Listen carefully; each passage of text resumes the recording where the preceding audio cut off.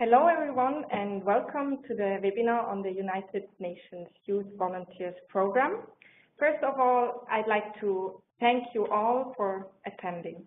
My name is Veronica and right now I'm here at our office at cinfo in Biel with 3 recruitment specialists from cinfo. Let me first introduce you to them. We have Monique Kellenberger, who's sitting right next to me. She and I will lead you through the webinar this afternoon. Then we have Julie Almond, who will be answering your written questions via the chat during the next hour. And we have Natal Donaloya, who is a former UNB program officer and now outreach and recruitment specialist at cinfo. And he will be speaking about his own experience supervising UN youth volunteers. And he will also answer some of your questions orally. We will be speaking in English, but feel free to ask your questions in French or German if you feel more comfortable doing so. Finally, I'd like to mention to you that the webinar will be recorded and uploaded on our website afterwards. You'll also find the slides there, so no need to write everything down. From now on, you can send us your questions via the chat until the end of the webinar. And during the first half of the webinar, the questions will only be answered through the chat. Please use the chat box that you can find in the right upper corner and send a private message to cinfo questions. No other channels will be considered. In the second half, we will pick out some of the questions that we think might be interesting to everyone, and answer them orally. One last request, please do not unmute yourself. So let's start with a quick overview of our schedule for the next hour. First, I will talk a little bit about cinfo, what we do and who we are, followed by a little panorama over the field of international cooperation, also called IC. Then we will learn about the differences between United Nations Volunteers Specialist, United Nations Youth Volunteers Program, and all that stuff. And then we will listen to a testimonial from a former UNYV who was based in Ukraine, and hear some valuable insights from our cinfo recruiters. And at the end, you'll learn about the recruitment process for the UN Youth Volunteers positions, and of course, you'll have the opportunity to ask some more questions. So, what does cinfo actually do? We have 4 main areas we work in. We connect people and organizations in international cooperation, for example, with a webinar like this one. We also facilitate collaborations between IC organizations, and we support them and also individuals like you in various areas, for example, in recruitment or career questions. Our 4th field of activity includes the reflection of trends, which means that we are doing research on themes that are of interest in the field of international cooperation. International cooperation, or IC, what do we mean by that? This illustration that is on the screen can be found on our website, and it portrays some of the actors known in Switzerland and working in IC. So we have the humanitarian aid, which comprehends everything to reduce suffering in situations of emergency or natural disasters. Actors in that field are, for example, the International Committee of the Red Cross, ICRC, or Médecins Sans Frontières. Humanitarians work to get the society and the country back to the previous state. That is also one of the big differences to development cooperation, which means long-term investments for the development of a society. Helvetas, or also the Swiss Agency for Development and Cooperation, the SDC, which is called DESA in German or DDC in French, are actors in that field. Then we have the economic cooperation and development. This includes all efforts in economic and financial cooperation. Many private sectors are in there, and also the international financial institutions like the World Bank, for example. Finally, there is the field of peace promotion and human security. This covers everything around peace building and human rights. And good work in this area is essential for all the other fields, because without stability it's very difficult to work, for example, for the development of the society. You might know Amnesty International or CISPEACE. Those two would be examples for this field. It's very important to understand that the UN agencies, they cover the entire range of activities, from humanitarian aid over development cooperation to peace promotion and so on. Now, what is the United Nations Volunteers Program? The UNYV program is the UN organization that contributes to peace and development through volunteerism. The Secretary General Ban Ki-moon created the UNYV in 2012 with the aim to get more young people into the UN system. UNV is based in Bonn, in Germany, and it's a UN organization on its own.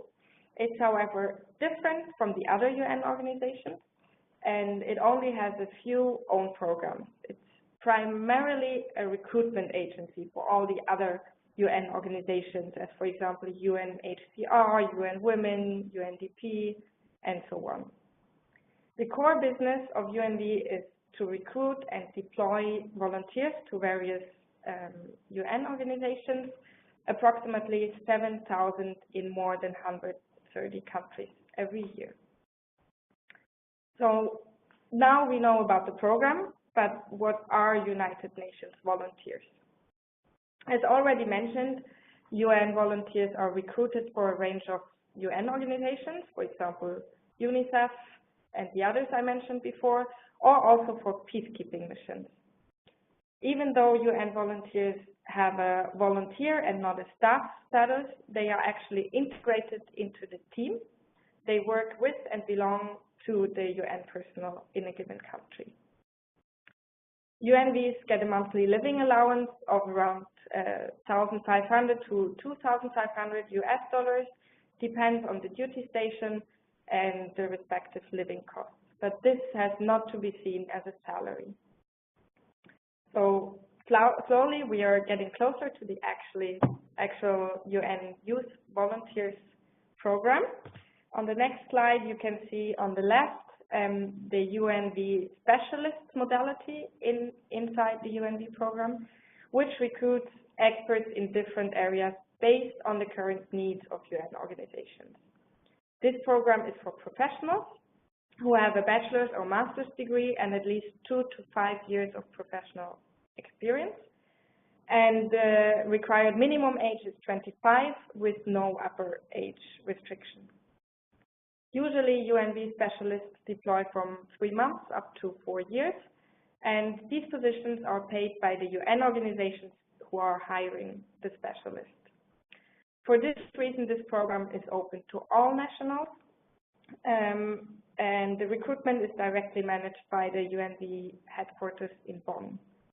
Some positions are filled with nationals of the countries of assignment and some with international volunteers. In order to become eligible, you need to create a profile on the UNV roster, and you will be contacted if there is an opening that matches your profile. The second modality, on which we are focusing today, is for UN Youth Volunteers. This program was created to give young graduates and students without much professional experience the opportunity to start a career in international cooperation, and also to include more young people with their ideas and motivation into the UN system. One of the main differences between this modality and the one on the left side is that some of these positions are financed by a dozen of member states, and the 20 positions that we are talking about today are funded by Switzerland. They are obviously only open to Swiss nationals with a master's degree who are born after 1st July 1989. And you have to know 2 national languages and English. As I mentioned before, UN youth volunteers receive a living allowance, and this allowance depends on their duty station. Additionally, travel expenses, health insurance, and training costs are also covered, and the assignments are always of the duration of 1 year. In Switzerland, it's the Human Security Division, the HSD, and the Swiss Agency for Development and Cooperation, that we already mentioned earlier, of the Federal Department for Foreign Affairs that finance 20 positions for the next intake, the intake 2018. As I mentioned earlier, these positions are only open to graduates with Swiss nationality, and the program is a unique opportunity for young graduates who have recently finished their studies to get a first experience with the UN in the field, and it also is a great opportunity to take a first step towards a career in international cooperation. In 2013, there was a CELFO conducted a study to evaluate the UN by youth volunteer collaboration with Switzerland, and this study examined data of Swiss volunteers who were deployed between 2002 and 2013.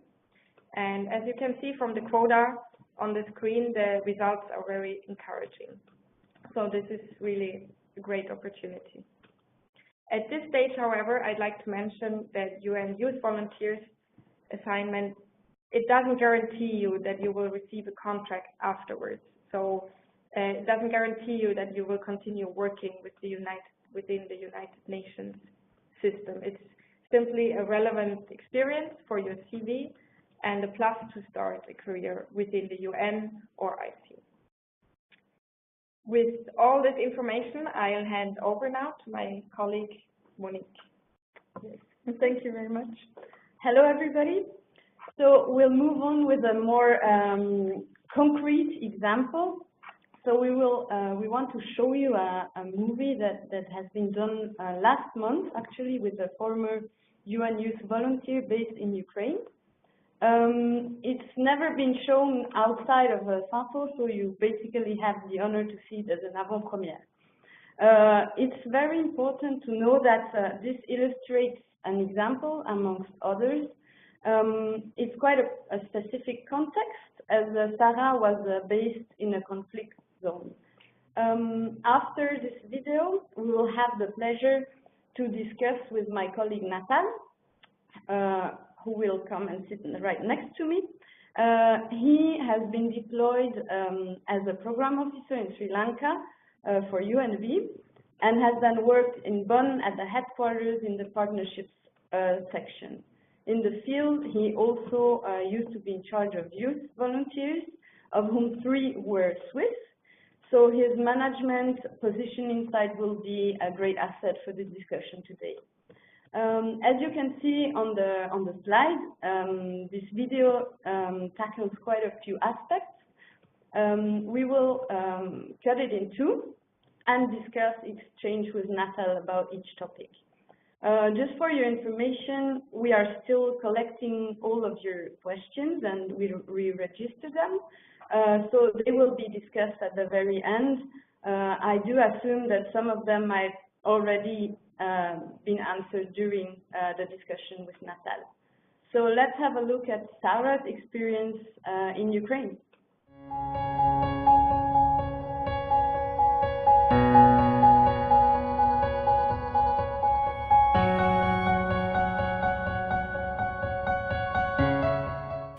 My motivation to apply for the UN Youth Volunteer assignment in Ukraine was that I wanted to gain more field experience in human rights. I had done a master's in public international law and with a focus on human rights and international humanitarian law, and I had done a few internships and volunteer assignments. But I really wanted to gain a substantial field experience and also get some experience in international humanitarian law, which is quite difficult to find. And I also wanted to see how the UN works, how it really works.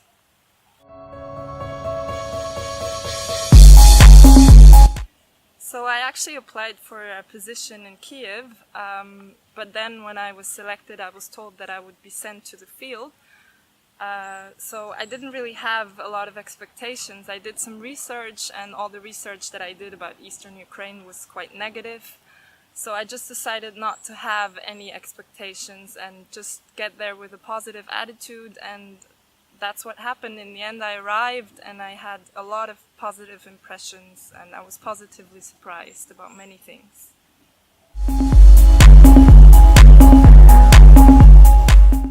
Well, there's no such thing as a typical working day. We were a very small team. We had 2 international officers, including me, 2 national officers and 2 drivers.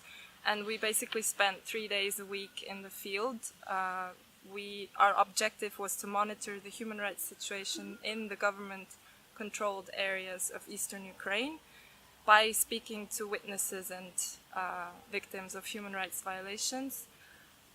So for that, we went to courthouses and remote settlements and also to detention centers and talked to these people. And then the rest of the time I spent in the office, including weekends, writing up reports, summaries, and doing other office work.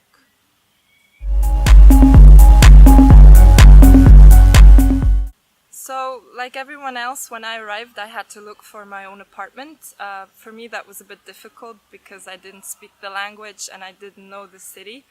So I asked my colleagues for help, and luckily they helped me to find an apartment right away, where I stayed for about 6 months, and I was living there alone.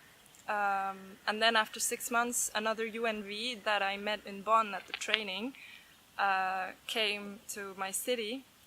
Was transferred to my city, and we looked for an apartment together, and that was also great because then I had somebody to talk to in the evenings after work. So, as you can see, there are quite a few challenges. I'd like to welcome Natal, here just next to me. Thanks for being here.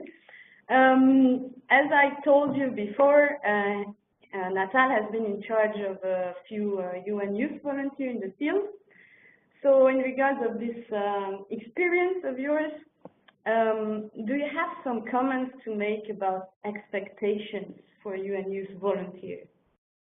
Thank you very much for inviting me. I happily share the experience that I made in the field, supervising, including also youth volunteers from Switzerland. I think Sarah, in her speech, I didn't know what she was saying, but she did exactly the right things, managing expectations, because you can prepare yourself, you can read up, but it's very difficult to imagine what the field looks like.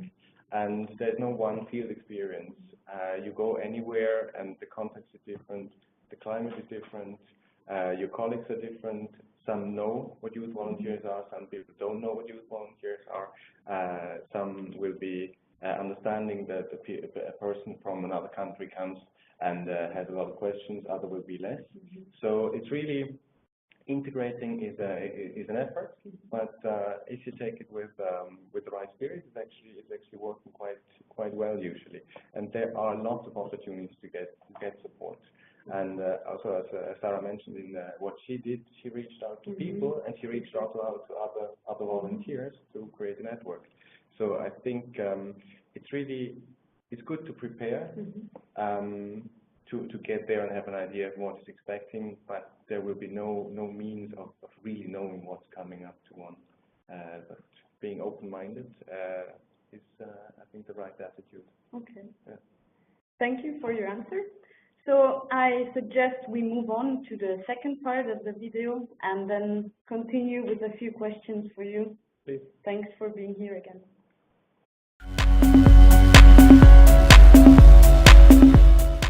First of all, I think you should really be flexible.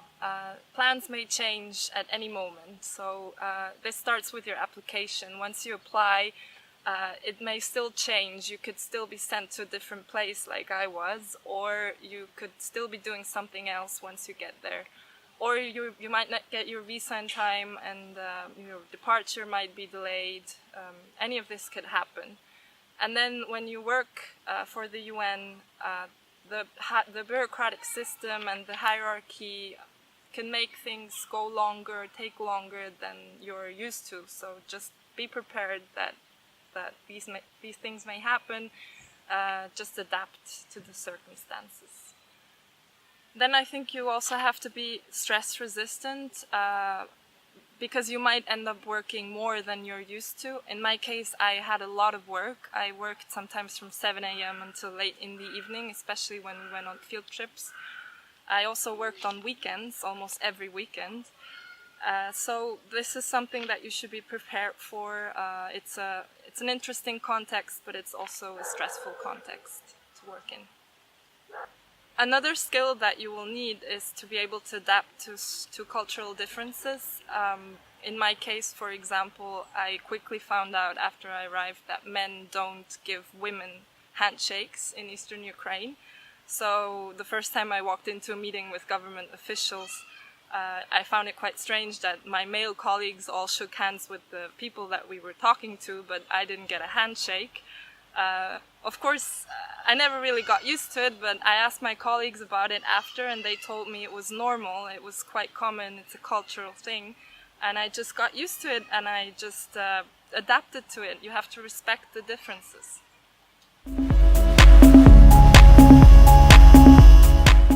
Well, of course, when you work in human rights monitoring in a conflict zone, it's actually very difficult all the time because of the stories you hear and the misery that you see.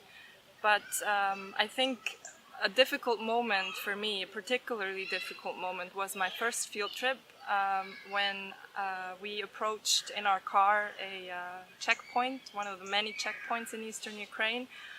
And the soldier that was talking to us at the checkpoint, he started to insult us, and he didn't want to let us pass, and he was obviously very drunk. So he was carrying a gun, and he kept dropping his gun while he was insulting us, and it was a bit scary. The moment was quite scary, but in the end nothing happened. He let us pass, we could negotiate our way through, and it was just a scary moment.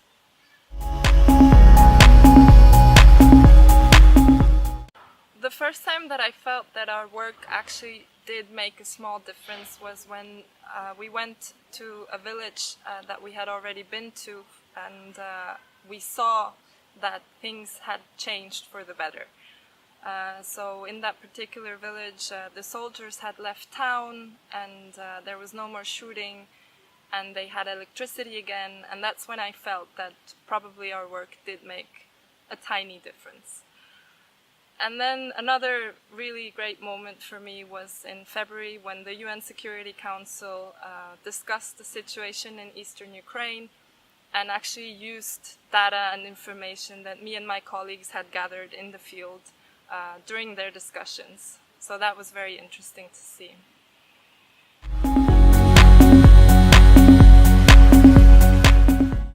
Before your assignment, I would suggest you to reach out to anyone you know who could tell you more about the country or the job or the UN organization that you're going to work for, just to prepare yourself better for the assignment. And then once you're there, just don't forget about all the services that cinfo and UNB provides, like the trainings and the networking opportunities. They're very useful. They can help you even after your assignment, so just because you're busy, don't forget about them. And just be open for new experiences. Don't set your expectations too high. Be ready for challenges. And good luck.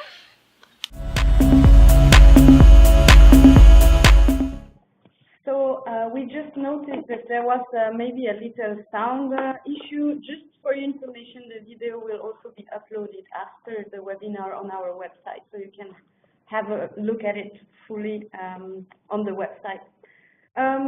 So after having seen Sarah's video, Natal, do you have some comments to make about maybe main challenges? What did you notice while dealing with UN youth volunteer in the field? Yes, happily. Advanced is actually happily because when you arrive over there, there will be inevitably many challenges. Sometimes, as Sarah also mentioned, descriptions of assignments that are drafted about 1 year before people are fielded, they change slightly because projects progress in their evolution, because people change. Even the line manager, the person who is supervising the volunteer might change in the meantime because they also rotate their international stuff. So many things might change, and it can actually be that you come in a kind of a vacuum at the beginning, where you need to be proactive and try also to get the attention to you. By the way, management issues exist everywhere, so it's not only with volunteers that those happen, but sometimes volunteers, because of their contracting modality of the name that is given to them, the managers are not too sure how much they can expect from them. So people are not asked too many things to do. But there also, it's about prove yourself, show what you can do, show where you're interested. It gives you actually a little space also to grab opportunities to learn about what you want to do, and make sure that you work on something that you're interested in. That's so things change inevitably when you start. Things will always change, and yeah, I think that's for the challenges. Okay. That's the first thing. Okay, thank you. And in a broader view, in regards of career perspective, for example, how would you rate this program? What can candidates expect from such an experience? I think it's an absolutely amazing opportunity, because there is hardly any other chance to get this kind of exposure to international cooperation, to the UN system, to work in development or a humanitarian field.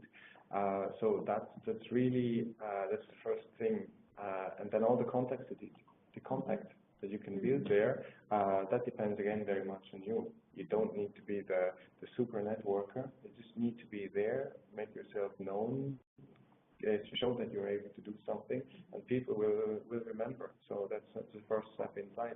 And I really I know so many people in the United Nations system who have actually started as volunteers. It's an incredible stepping stone. Okay. Nice to hear. So thank you for sharing your experiences.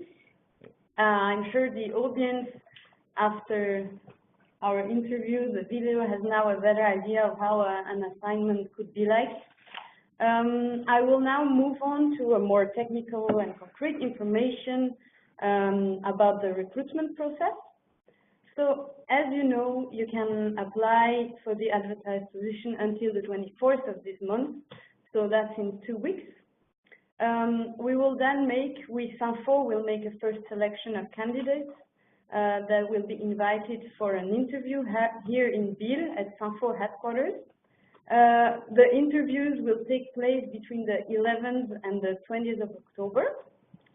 After that, cinfo, we will elaborate reports and recommendations that we will send to UNB headquarters in Bonn. They transfer the files of the selected candidates to the UN organization, in the respective country. So the final decision is UNB who does the final decision. And if they need some more information, they might also organize an additional interview with you. The selected candidates will be notified by mid-December. So the recruitment process is quite long. So it's important to have a little bit of patience. After all this process, the selected candidates have a training planned at the headquarters in Bonn, UNB headquarters, another training related to stress and security here in Biel and done by cinfo. And finally, in February 18, the candidates have a pre-departure briefing in Bern with SDC and HSD. And after the mission, the assignment, the candidates receive a debriefing by cinfo in Biel. All the transport fees for these trainings are reimbursed. We decided to mention those dates twice as they are really important. So here you can have a look at them once again. Please already book them in your agenda. Those dates are really important. Thank you in advance. So now, how exactly can you choose a position you apply for? First of all, I'd like to say that it's really important that you make your choice according to your interest for the first, but also for the second choice. We've seen, for example, in Sarah's experience in the Ukraine, that it can sometimes be difficult. So it's really important you are interested in both the topic and the local context. I'd like to stress again here how really extraordinary this opportunity is. It's only open to Swiss nationals. You have to be aware that usually the competition is global. Here it's been restricted to a national competition. So out of the plus minus 120 applications that might come in, you have a comparatively high chance of being selected. So make sure you don't miss it. In regards of that, actually, we already collected some of the questions and we prepared also some of them. They meet each other at a point. So Natal, maybe you could add something about the choice of the position and the chance of getting selected. I think choice of position is really, as you said, you need to have some kind of qualifications for it from where you come from, so that you can actually hit the ground running. You cannot learn everything there. One of the questions that I actually just saw there, whether it's perceived as an intern or a normal staff. Let's say you don't have to consider yourself somebody who comes without any knowledge. So really choose according to what you want to do, and for your chances to get it. If you speak the languages that are requested for in a certain context, that's a huge advantage. But it's not always a must, because the working languages in the UN are usually English or French or Spanish. So those are a must. The local languages are usually a huge advantage, because as we saw with Sarah, there might be contexts in which you simply don't speak the languages if you go into the regions. So definitely the chances are better to get through if you also have some language knowledge, but it's not an absolute condition sine qua non. Okay, thank you. So we are almost done, and we'll soon take over some of your questions. But before that, I'd like to stress a last important point and give you some advice about the application process itself. So you have to apply for one position, only one position. This means that your CV, your cover letter have to target this specific position. While applying, during your application, you will be asked to indicate a second choice. If the recruiter decides that your profile matches better with the second choice, you will be asked to adapt your cover letter and your CV to this position. So really, please read the tours and be aware that you have to fill the requirements, as mentioned before by Natal. Target the position you apply for. Do not make any standard letter or CV. Show your interest for this specific position. At last, I would like to say that while filling your application online, just be really careful to follow the instructions. If you miss information, if you don't fill it fully, your application will simply not be considered. So this is a very important point to remind. I will now have a look at all the questions that you sent us actually, and maybe with Natal we will start to discuss them one by one. So maybe which one do you think we could take? Actually, if I may, I would like to elaborate a little bit further on that question with, I just read it out Yes. To what extent is a UN volunteer perceived as an intern? Do you normally get intern tasks to do, and then of course you have to fight for other things? There has been a time when these positions were called UNB interns, and there has been a consensus move away from this, because these are not supposed to be internship positions. Yes, there are moments where people fall into the vacuum that I said before, where they don't have specifically assigned tasks. That happens in almost every context when you start, unless you're the hard specialist that is thought for just for a specific thing to do. I would say even in general, it always depends on the manager. The manager assigns the task. The manager sees what you're able to do, and the manager knows because of the briefing that we provide what you're able to do. So no, it's not considered an intern position, but the local context has a huge influence. And yes, you have to prove yourself because you are completely new in that context. Some people react different to how other people react just because of the adaptation in a completely new environment like the UN. I imagine it's completely new for the most of the candidates. So this is it's much more than just an internship. On the other side, it's a volunteer position, so it's really important that you go with that spirit, because a volunteer position is another form of contracting modality that also exists parallel to staff positions.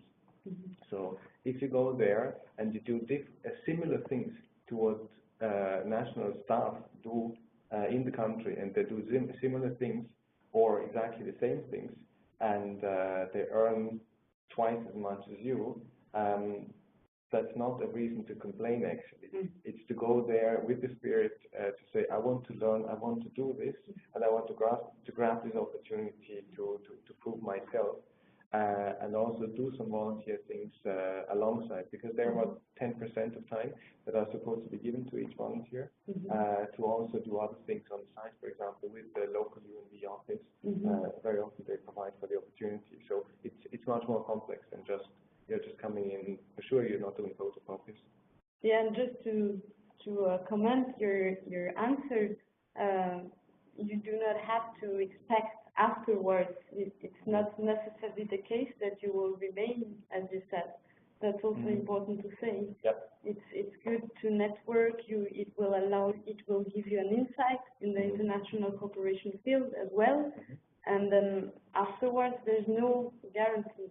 There's no guarantee, but I think there are a few places where there are guarantees, and there are opportunities. I myself have actually hired the UN Youth Volunteer as a consultant, because she was working on a certain thing that we needed to do, and from my head office I got some money extra to continue working on this project. So I hired her for another 4 months. So it can happen, but it's not necessarily the case, and it's not the main aim. It's not the main aim. It's just an entry point. Yeah. Okay. Absolutely. Let's take maybe a more technical question. I have it here. Is it possible to get a visa for my partner with the UN Youth Volunteer Program?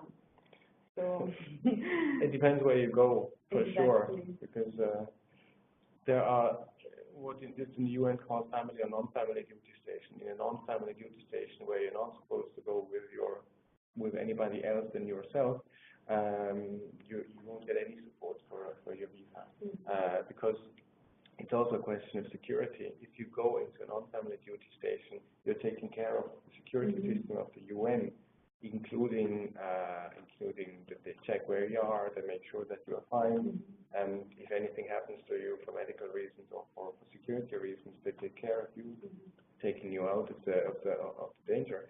Obviously, we don't send you to very dangerous places, but that's the UN security system taking care of you. If your partner goes with you, your security system in a non-family duty station will not take care of whomever anybody else. So we could say that it depends on the context. It depends on the context. And that we should check once the context is known. Yes. Let me also say that some countries are more difficult to get visas, even for the UN, than Maybe a question that's coming quite a lot and that we somehow already answered, but that we could take once again because I see it twice or 3 times here. It's again the chance of getting a position, and if some context gets more or less application, and what do you need to reach to those positions? I want to answer this because I think that the most important point is, as I said before, that you are really interested in the topic and in the context. That's the main aspect. Afterwards, it's sure and certainly known that some contexts will get higher number of applications than others, but your motivations in regard of that is also very important. So I don't know if you have something to add about this, but my message would really be choose the context and the topic that is your main interest. Yeah, no, First of all. I definitely agree. Obviously, some countries sound more attractive than others just because they're better known, for example. Exactly. But that doesn't mean that it's a better experience. Just for some people, it might have more relation to a certain country to another. But I think I would go with what you said. Yeah. Do we still have? I think we still have time for maybe 1 or 2 more. I had one here. Is an interview. If I'm not in Switzerland during the interview date, how can I do? Of course, we also do organized interviews per Skype. So just inform us so that we can organize that. Also, technical question, work certificates, do they need to be in English? No, you can also send them in French, German, Spanish, or Italian. That's fine for us. I think the last one that's quite important is the master degree. We also have this question quite a lot. So you really have to have the confirmation letter or the certificate during the interview in October. If you don't have this for the interview, it's too late. We will not consider the application. So that's the final deadline. So this is an important information to have that many have asked. So I have it here in front of me. If you have it in January 18, I'm sorry, unfortunately, it will be too late for this intake. You can apply for the next one. Maybe I add just something because I know the other side from the UN agencies. They're actually, some of them are really waiting for the youth volunteers to come to start working with them because they want them to have the right framework and they want them to do the experience and also contribute to important projects. So if you would wait until last second and then we are not sure whether a person actually has the degree or not, that would create also some problems for the UN agencies because in the end they don't get somebody and they have taken that time and that slot open for the volunteer. So I think it's important to ensure that the person comes. Exactly. Yeah, I think as I see on the screen, we've gone through almost all. Do you see another one, a last one maybe? Yeah, just I want to say, one asks about the learning opportunity and how far there is a learning opportunity in contrast to independent work they have to deliver. This whole experience is a huge learning opportunity. Could you maybe precise the question? I would like to know how much learning opportunity volunteers have in contrast to independent work they have to deliver. This mostly because in general program description it says that the professional experience is not required, but the prerequisite is the job description. In the job descriptions are quite specific and seem to be quite extensive. So yes, you need to bring some knowledge with you in order to be eligible. It doesn't mean the specific experience, but you need to bring some knowledge with you, and then then you learn a lot. Then you really learn a lot. And so the whole thing is a learning opportunity. But there is also some specific learning that will be provided in a more structured form. But and also all volunteers have an allowance for 1 year to do trainings during their assignment. So we noticed that many of them do not use them because they work so much probably that they don't have the time. But this is also in the package. It's included. Some use it for language learning, some use it for learning specific more about the context that they live in, project management, or even specific topics that they're working on in the context. So that's given. Yeah. So I think we will end the question and answers now. We have gone through almost all of them. So if you have some other questions, you can continue to send them. We will continue to answer them. And sorry, I've been disturbed by a colleague.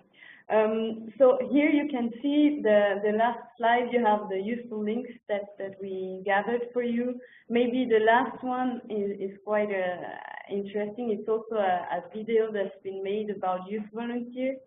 And we've listed here the themes that were tackled, so it can be quite interesting for you to have a look at it too. You can also send the questions to our email, direct email, so that will be recruitment@cinfo.ch. Maybe I can repeat it. It's recruitment@cinfo.ch. So if you have any, you can see it here. If you have any other questions, you just send them there, and we will be very happy to continue to answer them. Furthermore, this webinar will be uploaded on our webpage in 1 or 2 weeks or so. So we will inform you about that. So we want to thank you very much for sharing this time with us. Do not hesitate to contact us. We are here if you have any more questions. And good luck for your application. And see you soon. Thank you very much. Bye. Bye.